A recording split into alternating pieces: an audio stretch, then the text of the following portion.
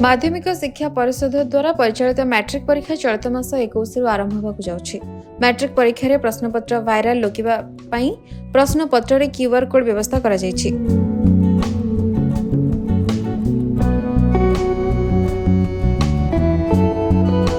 समस्त प्रमुख विषयर प्रश्नपत्र रे एही बंदोबस्त होइतबा बेले प्रश्नपत्र सबु पृष्ठ रे एपरिकी प्रति प्रश्न रे एही क्यूआर कोड रहिछि। जदि कोनोसी व्यक्ति मोबाइल बा अन्य कोनोसी उपकरण सहायता रे प्रश्नपत्र रो फोटो उत्तोलन करी वायरल करबा को उद्यम करंती तेबे एहा केउ सेंटर रु आ केउ परीक्षा प्रकोष्ठ रु वायरल करा जायछि ता सहजरे जानि हेबो।